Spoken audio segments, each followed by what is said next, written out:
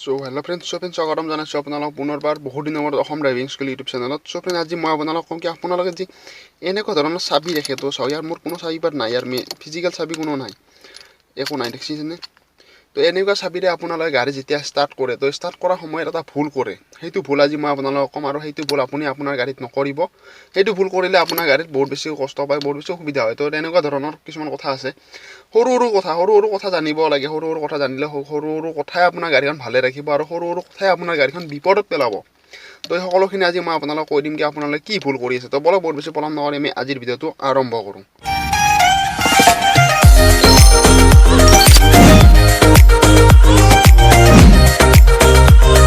এনেকুৱা ধৰণৰ চাবিৰে আপুনি যেতিয়া গাড়ী ষ্টাৰ্ট কৰিব তো গাড়ী ষ্টাৰ্ট কৰাৰ সময়ত আপুনি কি কৰিব, আপোনাৰ গাড়ীৰ চাবি পাত আপোনাৰ গাড়ীৰ ভিতৰত থাকিব লাগিব। আপোনাৰ গাড়ীৰ পকেটত থাকিব, আপোনাৰ লংপেনৰ মনত থাকিব পাৰে, বা আপুনি ইয়াত এনেকৈ থৈ দিব পাৰে, বা ইয়াত এনেকৈ গাড়ীখনৰ ভিতৰত থাকিব লাগিব চাবি পাত। আপোনাৰ গাড়ী য'তে নাথাকক আপোনাৰ গাড়ীৰ ভিতৰত থাকিলে ষ্টাৰ্ট হ'ব।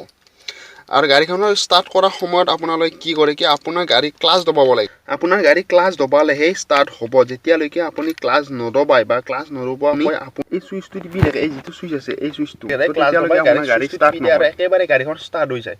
আৰু এইটো হৈছে বহুত ডাঙৰ ভুল, এইটো কৰিব নালাগে। আপোনাৰ লগত যি মেনুৱেল চাবি আছে তো মেনুৱেল চাবিটো আপুনি লগে লগে গাড়ী চেল্ফ মাৰি নিদিয়ে, বা আপোনাৰ য'ত ইয়াত চাবি পাত থাকে তো আপুনি লগে লগেতো এনেকৈ ঘূৰাই লওক, একেবাৰে চেল্ফ মাৰি নিদিয়ে।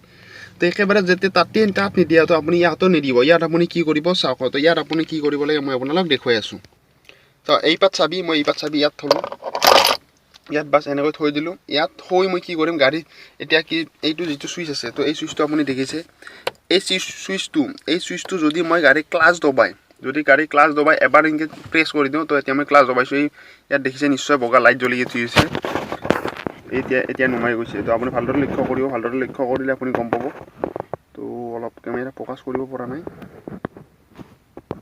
চাব মই এয়া দেখিছে, এয়া চাওক এই চুইচ জ্বলিছে। তো জ্বলিছে মানে কি হয়, যদি এতিয়া মই ক্লাছ দবাই দিওঁ গাড়ীখন একেবাৰে ষ্টাৰ্ট হ'ব, আৰু একেবাৰে ষ্টাৰ্ট হ'লে কি হয় গাড়ীখন অলপ কষ্ট পায়।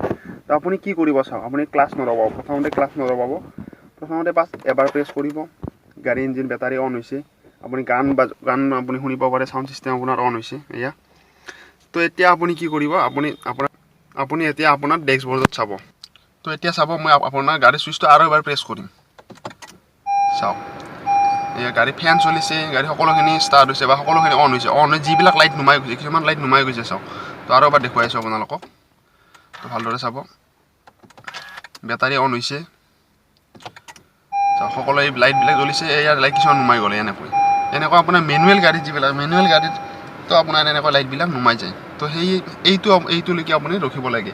তো এইটো হোৱাৰ পিছত এতিয়া যদি মই গাড়ীৰ ক্লাছ দবাই ষ্টাৰ্ট কৰোঁ তো এতিয়া গাড়ীখনে কোনো ধৰণৰ কষ্ট নাপায়। গাড়ীখনে এইকাৰণে কষ্ট নাপায়, গাড়ীখনত যিটো ফিউল আছে তো সেইটো আপোনাৰ ইঞ্জিনত আহিছে, বেটাৰীৰ পৰা হিট পাইছে, তো সকলোখিনি পাইছে। যেনেকুৱা আপোনাৰ মেনুৱেল চাবিত কৰে তো তেনেকুৱা ইয়াত এনেকৈ কৰিব লাগিব। আপুনি গাড়ীৰ চুইচটো এবাৰ টিপিব লাগিব, এবাৰ টিপিলে আপোনাৰ বেটাৰী অন হ'ব, দুবাৰ টিপিলে আপোনাৰ গাড়ীখনৰ আপোনাৰ যি ডেশ্ববৰ্ডৰ লাইটবিলাক য'ত ইগনিশ্যন অন হ'ব। তো এতিয়া আপুনি গাড়ী ক্লাছ দবাই ষ্টাৰ্ট কৰিব পাৰে। তো আপুনি মই দেখুৱাইছোঁ চাব, এতিয়া মই এই ক্লাছ দবাইছোঁ, প্ৰেছ, এয়া গাড়ী ষ্টাৰ্ট হৈ গৈছে চাওক। তো গাড়ী ষ্টাৰ্ট হোৱাটো আপোনাৰ কেনেকৈ গম পাব চাওক, মই দেখুৱাই আছোঁ আপোনালোকক।